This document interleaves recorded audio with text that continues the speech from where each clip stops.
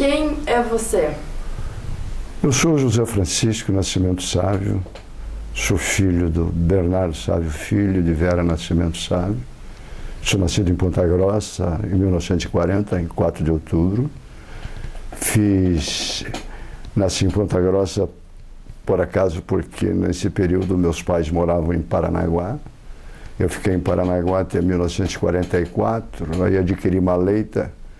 Aí papai veio trabalhar em Curitiba, ele era na época funcionário do Departamento Nacional do Café. Aí viemos a Curitiba, e de Curitiba na década de 40, depois do final da Grande Guerra de 1944, 45, nós fomos a Ponta Grossa morar definitivamente lá, onde papai teve sua atividade profissional. Papai tinha cartório lá, e meu avô era madeireiro, transportava madeira. E o meu avô materno era caminhoneiro, tinha dois caminhões. A minha infância toda eu passei em Ponta Grossa. Morava a princípio numa casa alugada, até papai construiu uma casa num terreno que era do meu avô Bernardo. Na época eu era o único neto que continuava a família Sávio. Eu era José Francisco Sávio, porque era o único filho homem de vovô, 5 que ele teve. Eram 4 mulheres e papai. Então, passei minha infância muito agradável em Ponta Grossa, fiz meu exame de admissão lá. Tinha um grupo muito agradável, que eu estive lá era um grupo de amigos muito sinceros, e foi uma infância realmente muito agradável em Ponta Grossa. Fiz meu exame de admissão. Entrei, a princípio, no Colégio Regente Feijó, onde eu fiquei os primeiros 4 anos, e depois eu fiz Academia de Comércio, que era do falecido Altair Mongruel. Nesse período, o papai tinha cartório, o papai foi presidente do Guaíra, em Ponta Grossa, e do Guarani Esporte Clube, em Ponta Grossa, uma época áurea dele. Nesse período, eu fui estudar no colégio interno, em Florianópolis, em 1957. Fiquei lá 57, 58, onde permaneci em Florianópolis mesmo. Foi um colégio muito bom, aprendi muito, foi um colégio que me deu uma experiência muito grande. Aí quando eu voltei, papai papai e mamãe já tinham mudado para Curitiba nesse período. E eu vim para cá no começo de 59, e aí fiquei em Curitiba até hoje, onde fiz família. Nesse período da parte de solteiro, tinha muita boemia, fiz grandes amizades em termos de música, com o Lápis, com o Raul do trombete, com o cavaquinho até me esqueço o nome dele agora. E nesse período vim conhecer Dalto Contício já em Curitiba. Dalto Contício, Marlos Coelho, que é advogado, que é arquiteto, é dono da engenharia, e o Vitor Paulo Miloslau, e resolvemos fazer um quarteto vocal. E fazíamos somente MPB, só MPB, foi bem na época dos calouros do ritmo. Então era eu, o Dalton Contício, Marlos Coelho e Vitor Paulo Miloslau, e infelizmente veio a falecer de uma doença muito séria. Era um grupo extremamente fechado e a gente praticava muito a boemia na época, né? Uma boemia mais sadia, né? E algumas curiosidades desse período que nós fazíamos. O Dino Almeida tinha um programa, Dreyer Convida, e nós éramos convidados para cantar. Nesse programa Dreyer Convida éramos nós, o quarteto chamado Quarteto Cave, e os calouros do ritmo. Nesse período, algumas curiosidades, como o ensaio com os cariocas na casa do jornalista Vinícius Coelho. Tivemos a felicidade e a satisfação de ouvir o ensaio dos cariocas, que faziam um show, se não me engano, no Graciosa Country Club. E depois fizemos brincadeira com o Zimbo Trio na época, Milton Banana Trio também. Foi uma época extremamente agradável. Aí o Marlos passou a fazer a faculdade de arquitetura, o Dalto foi para agronomia, e o Vitor Paulo era o locutor da Rádio Ouro Verde. Ele tinha uma voz muito bacana. Nesse período ele teria feito um teste para a BBC de Londres, mas infelizmente a doença o pegou, morreu muito rapidamente. Foi uma tristeza muito grande, porque era uma pessoa extremamente um ótimo companheiro. Nesse período eu fiz parte do Café Ouro Verde, da turma do Ouro Verde, que era uma turma famosa na época. E eu continuei na boemia. Enquanto o pessoal estudava, eu continuei na boemia até que eu fiz um concurso para a Copel e passei. E passei a trabalhar na Copel como auxiliar de escritório. Depois fiz curso superior dentro da própria Copel, fiz carreira, fiquei lá 13 anos na Copel. Aí, nesse período, um amigo nosso, Luiz Antônio Fayet, me indicou para o Centro de Desenvolvimento Industrial, porque o Centro de Desenvolvimento era um órgão de fomento, que a manutenção era feita pela Copel, Secretaria de Indústria e Comércio na época, e era um órgão extremamente enxuto e que ia buscar investimento para o Estado do Paraná. Foi uma época muito boa. O CEND era um órgão extremamente enxuto. Passado alguns anos, nós ficamos no CEND de 8 a 10 anos, aproximadamente. Nesse ínterim, eu fiz a faculdade de administração na FESP. Me formei na década de 70, não posso precisar o ano, mas foi na década de 70. Eu vim me formar mais tarde, já era casado. Fui casado com Célia Neme Alves. Hoje, infelizmente, estamos separados. E desse casamento tive 2 filhos, a Luciane e o Luiz Henrique. O Luiz Henrique me deu 3 netos e a Luciane 1. Uma menina já mocinha, e o Luiz Henrique já com 4 filhos, o mais velho com 14 anos, uma mocinha com 12 e um piazinho hoje com 8 anos.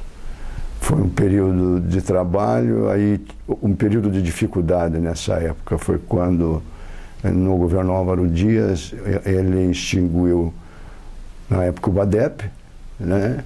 E o CEND, juntos. Não conseguiu o BRDE. Então, toda uma infraestrutura de fomento do Estado do Paraná diluiu, porque o CEND era um órgão extremamente enxuto e todos os técnicos que trabalhavam lá eram muito competentes. Era uma infraestrutura bastante enxuta, né? E hoje, infelizmente, toda essa infraestrutura do Estado, me parece que existe um setor de fomento. Eu desconheço como é que funciona, mas tenho certeza que não funcionava tão eficiente quanto o nosso órgão na época. Nessa época, então, eu estava no governo do Estado, quando, só retroagindo um pouquinho, eu ganhei uma bolsa para o Japão. Industrial Relations era um seminário que eu fui participar lá. Fiquei próximo de 4 meses no Japão, em Hachiodi. Quando voltei, eu abri um escritório imobiliário e abrimos, eu e minha ex-esposa, uma confecção de pijamas masculinos, pijamas femininos, short down, muito bonito, acabamento ótimo. Nesse período, ela era sócia da Beatriz Todeschini, a esposa do Pedro. Se deram muito bem, eram primas, né? Mas depois, com a vinda da abertura do mercado com a China, Taiwan principalmente, os produtos confeccionados chegavam a preços irrisórios e mal cobriam o nosso custo para concorrer com ele. Aí fechamos a fábrica ainda em tempo de não ficar no vermelho. Foi uma fase boa, uma fase muito boa.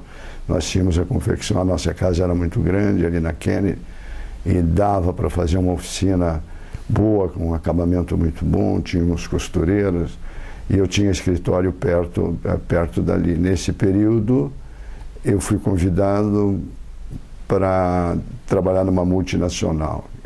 Quer dizer, a história foi o seguinte: eu dava o apoio empresarial, eu tinha o terreno, e eles gostaram desse terreno em São José, e nos compraram o terreno. Não era minha propriedade minha, lógico. Eu intermediei, fiquei com eles lá perto de 8 a 10 anos, né? Desde a base da terraplenagem até o start da fábrica, foi uma fábrica maravilhosa. Eram duas fábricas.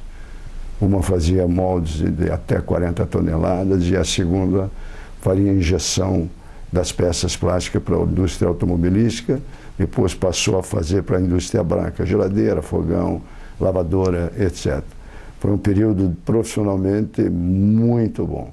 Nesse período, eu, como esportista, eu joguei pelo Curitibano, futebol de salão, joguei tênis no Curitibano, os meus filhos jogaram tênis lá. Foi um período bom da vida de casado e com os meus filhos, a vivência com o meu filho.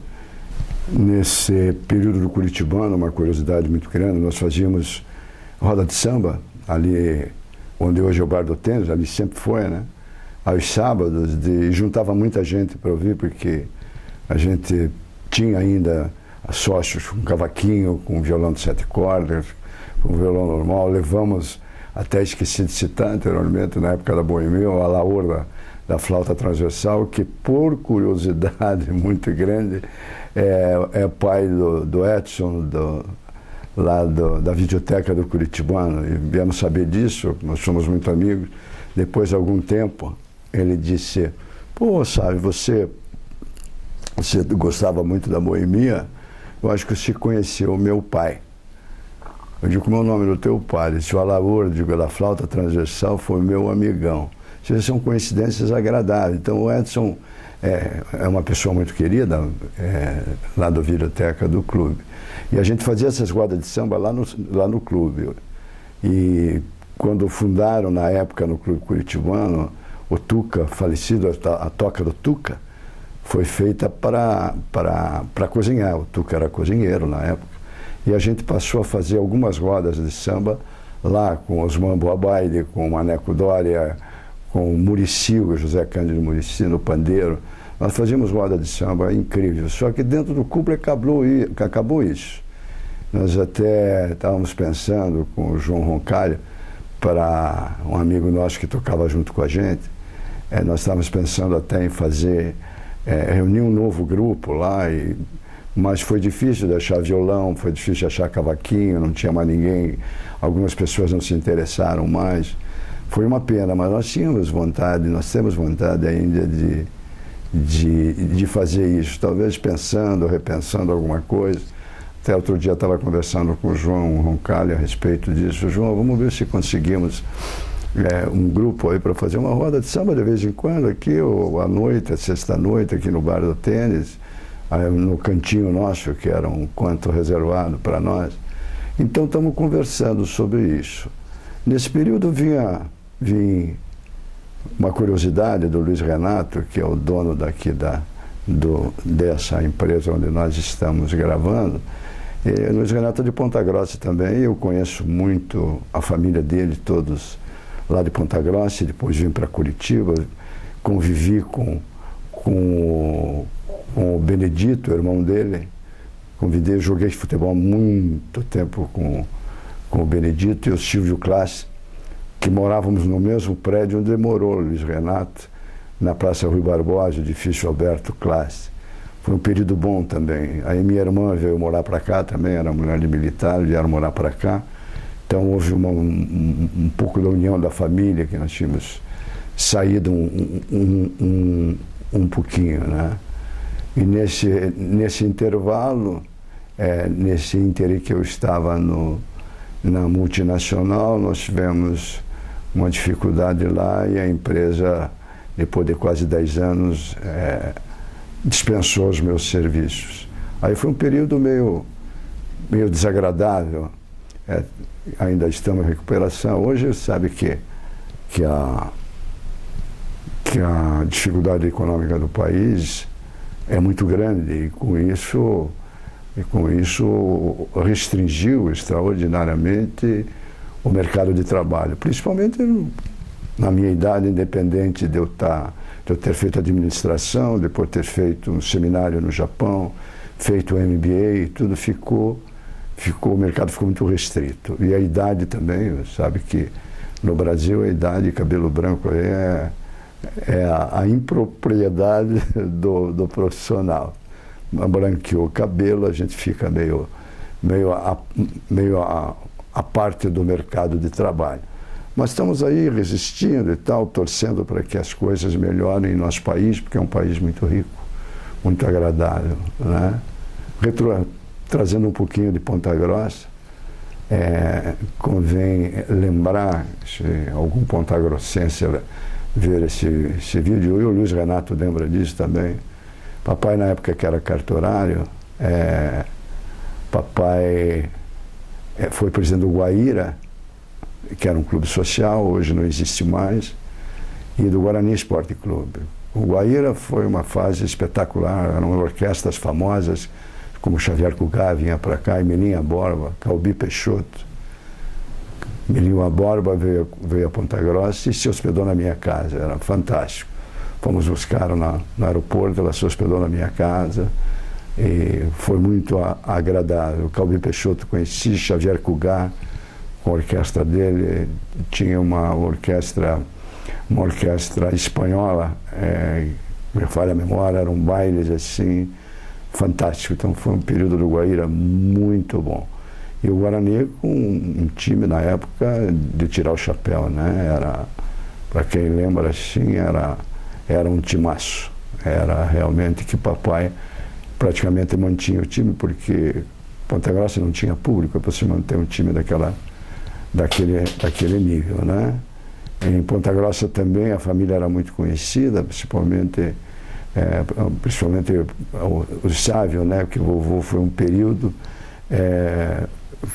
foi prefeito de Ponta Grossa, né? O vovô era um homem na época abastado, tinha uma casa que tinha uma quadra praticamente inteira, com pomares e hortas e galinheiros e tudo, e eu tive o prazer de... Vovô almoçava comigo, que era um homem viúvo, eu almoçava com ele todo dia, vinha do colégio, jogava a mala em cima do sofá e ia almoçar, sempre almoçava com o vovô.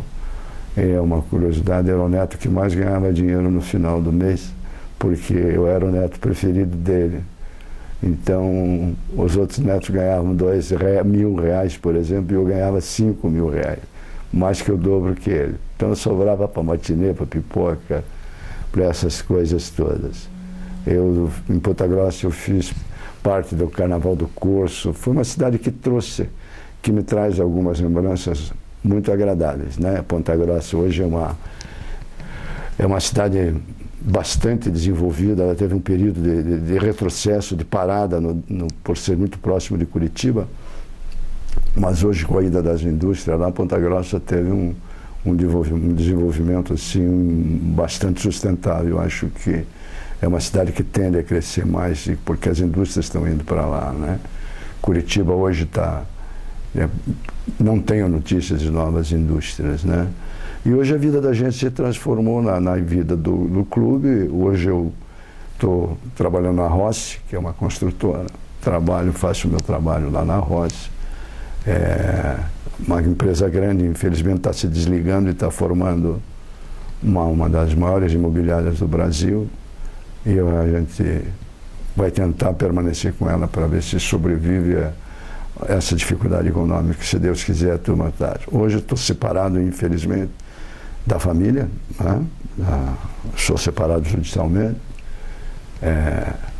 Isso não é agradável, sinto muito falta, lógico, morar sozinho não é fácil, mas alguns amigos confortam a gente, algumas amizades ainda confortam a gente nesse aspecto, né? Então a pretensão é viver pelo menos feliz até o God nos chamar, né? Aí a gente vai com ele com toda sinceridade, com toda fé. E essas amizades que a gente fez em Ponta Grossa, com o Benedito, com o Silvio Klaas era daqui, com o Benedito, com o próprio Luiz Renato, eu acompanhei o namoro dele com a esposa dele, e muita corrida de cavalo. E o Luiz Renato, ontem estivemos juntos no clube, e ele me fez essa grata surpresa de me convidar para o depoimento dele aqui, o meu depoimento sobre a minha pessoa, que muito me orgulha e muito envaidece de ter sido escolhido também fazer parte de personagens extraordinários que ele já gravou em entrevista, que eu estive olhando na entrada aqui do estúdio, aqueles que fizeram um pouquinho da história de Curitiba, gente importante, desembargadores, médicos e tantas outras profissões de destaque cujos profissionais foram destaque em Curitiba. Isso me deixa muito orgulhoso e envaidecido. Deixo aqui um agradecimento público para o Luiz Renato pela oportunidade que ele me deu de deixar algumas palavras assim, de um pontagrossense que quer bem a toda a família, me dava bem com a Maria Alice, a irmã dele, e nós tivemos uma passagem engraçada no Alberto Class. A mãe do Luiz Renato era síndica e ela não admitia que morasse solteiro, e nós conseguimos, no subterfúgio, formar uma república dentro. E depois que descobriu, foi até muito engraçado. Mas era uma figura, mas ele cuidava da gente. Qualquer barulhinho que a gente fazia, a mãe do Luiz Renato vinha lá e batia na nossa porta pedindo silêncio. Mas a gente foi um bom morador no Alberto Class, nós não éramos muito bagunceiros, não. A gente fazia coisa de rapaz, né? Coisa de solteirão ali, de jovem ainda. Daí vim me casar em 1965. Casei com a Célia, como eu já falei aqui. O pai dela era dentista, Nery Simas Alves, irmão do Hernani Simas Alves, que foi por muitos anos professor catedrático da Universidade Federal e chefe do Instituto Médico Legal. Então, um resumo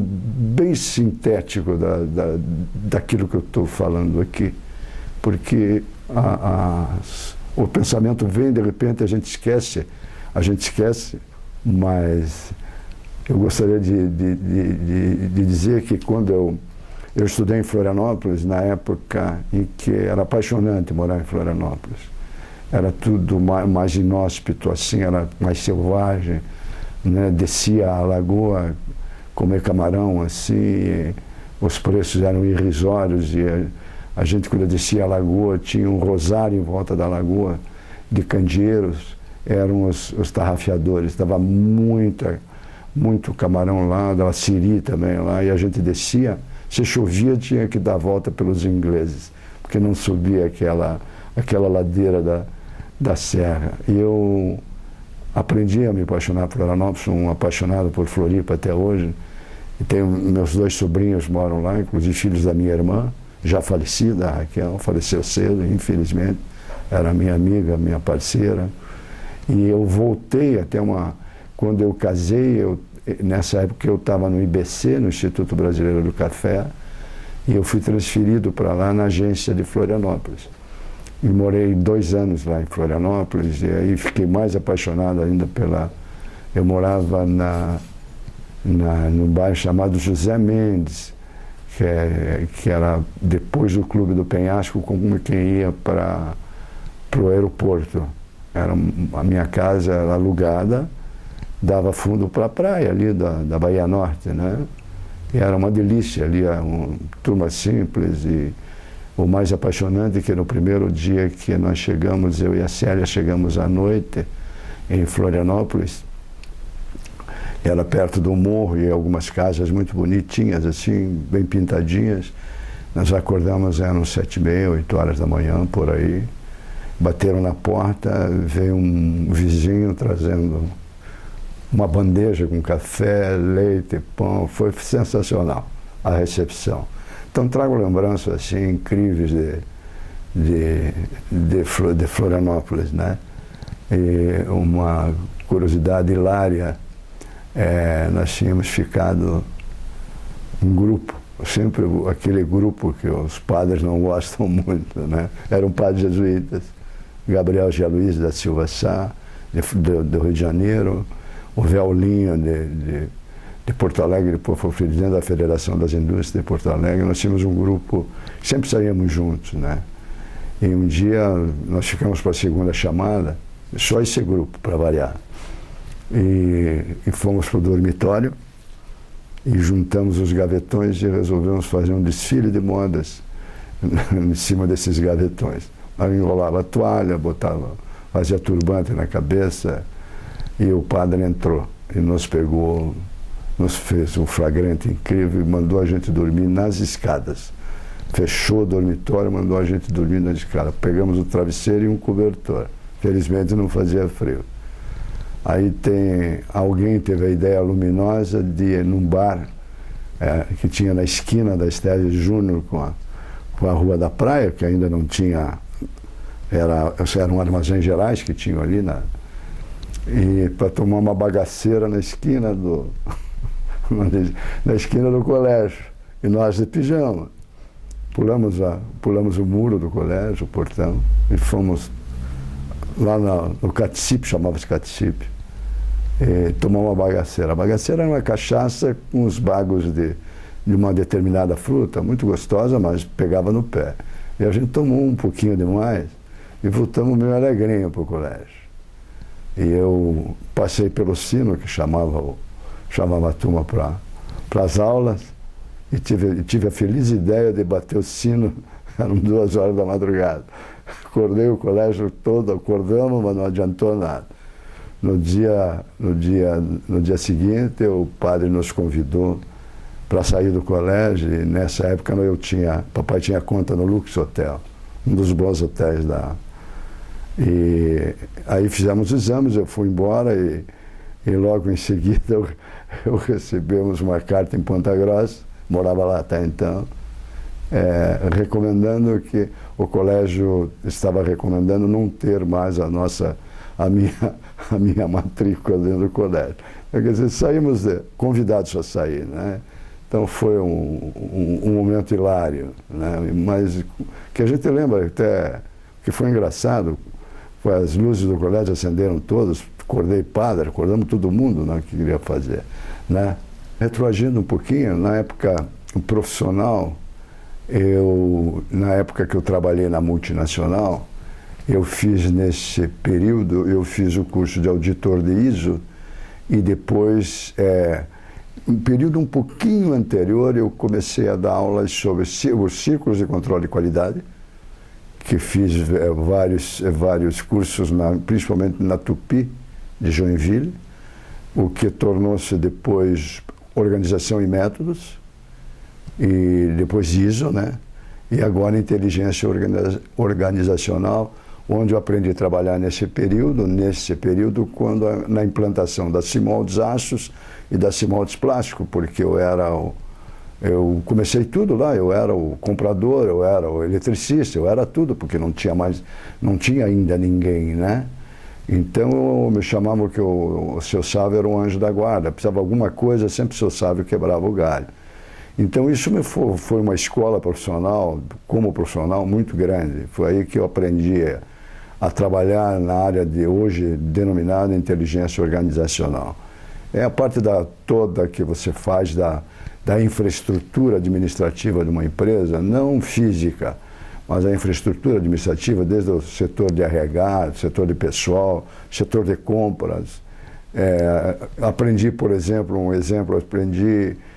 nunca tinha feito compras. Aí chegou a época de fazer as compras do pesado, de cabos elétricos e tal, a parte elétrica da instalação das grandes máquinas que vieram, e um dos diretores que tinha vindo de Portugal me chamou na sala dele e disse: Sávio, eu preciso que você faça minhas compras, porque eu não tenho ninguém para comprar. Até brinquei com ele, digo: olha, seu Alegria, minha mulher não me manda no supermercado porque eu não sei comprar. Aí ele respondeu: não é uma questão de saber comprar, é uma questão de confiança que nós temos no senhor.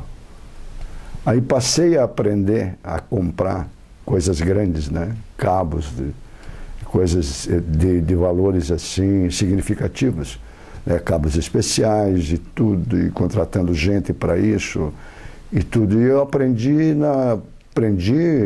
como diz, a água subiu, aprendi a nadar, né?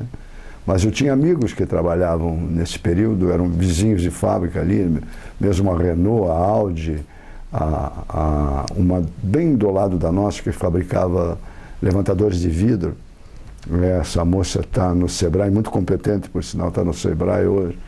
Eu ligava e disse, escute, eu preciso fazer isso, o que na parte de compra, como é que você faz, como é que você analisa, etc, etc, etc. E eu fui aprendendo assim, perguntando para os colegas no segmento que trabalhavam aqui, lá em Quatro Barras, cansei de ir no Forcia, era uma fábrica que fazia bancos para os automóveis. A nossa fábrica fazia peças injetadas para automóveis, né? Eu já tinha comentado aqui.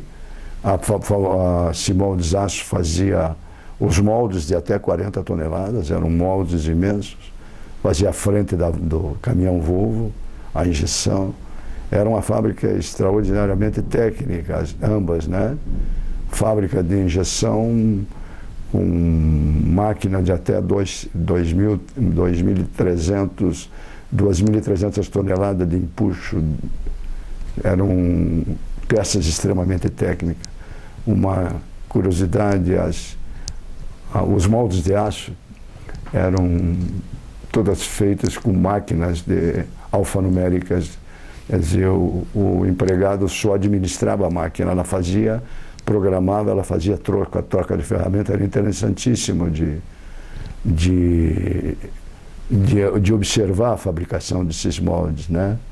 Quando o molde chegava, ia para uma plataforma enorme, onde se media exatamente os ângulos dele, que tinha que ser perfeito, né? Ele tinha que ser um bloco perfeito nas medidas que a gente pedia, porque senão não cabia na máquina.